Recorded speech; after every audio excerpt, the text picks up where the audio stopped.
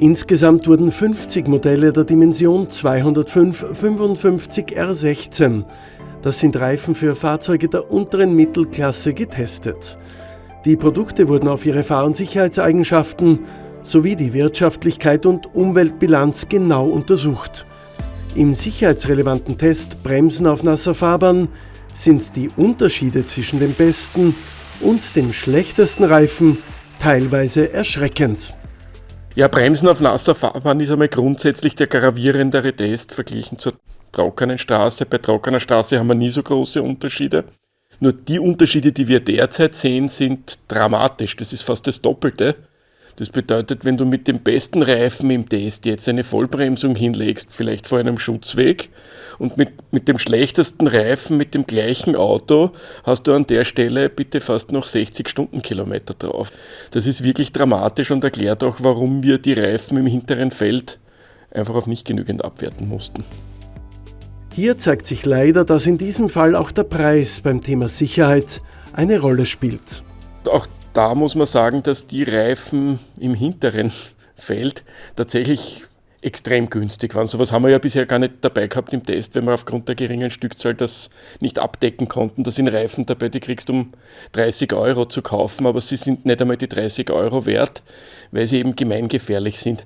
Im Mittelfeld muss man ein bisschen aufpassen. Es ist also nicht so, dass automatisch ein teurer Reifen gut ist. Natürlich landen die klassischen großen Giganten immer wieder vorne und kosten natürlich Geld. Aber wir haben Mittelfeldreifen, die 50, 60 € kosten und trotzdem ein gutes Ergebnis liefern. Im aktuellen Sommerreifentest wird auch eine neue Testkategorie eingeführt. Ja, neu ist das Umweltkriterium. Das, was wir bisher getestet haben, wird unter der Note Sicherheit zusammengefasst, weil das ist die Kerneigenschaft des Reifens. Er soll ja das Fahrzeug auf der Straße halten. Aber was wir bisher eben nicht so betrachtet haben, sind die Umwelteigenschaften, und die kriegen mit 30% Gewichtung in der Gesamtnote eine eigene Kategorie. Da sind so Themen drin wie die Reichweite bzw. die Haltbarkeit, das haben wir bisher schon auch gehabt. Allerdings, um welchen Preis wird die Haltbarkeit hier erzielt? Nicht packt der Reifenhersteller hier unendlich viel Gummi drauf und der landet dann trotzdem in der Umwelt? Oder schafft es der Reifenhersteller mit einer Gummimischung, wo gar nicht so viel Gummi abgerieben werden muss und ich trotzdem vielleicht 50.000, 60.000 Kilometer schaffe? Das wird in dieser neuen Kategorie neben wesentlichen Merkmalen wie wo wird der Reifen produziert, ist es vielleicht schon ein runderneuerter Reifen, dafür gibt es auch einen Bonus, und viele, viele andere Angaben, die uns der Reifenhersteller liefern muss, wird hier zusammengefasst und bedeutet damit eigentlich eine vollkommen neue Darstellung der Ergebnisse. Wie finde ich dann aber den besten Reifen für mich? Experte Stefan Kerbel hat folgenden Rat parat. Also im Prinzip ändert sich an meiner Empfehlung da gar nichts. Wer das Sorglos-Paket haben will, schaut, dass er einen Reifen mit der Note gut ergattert aus dem vorderen Feld.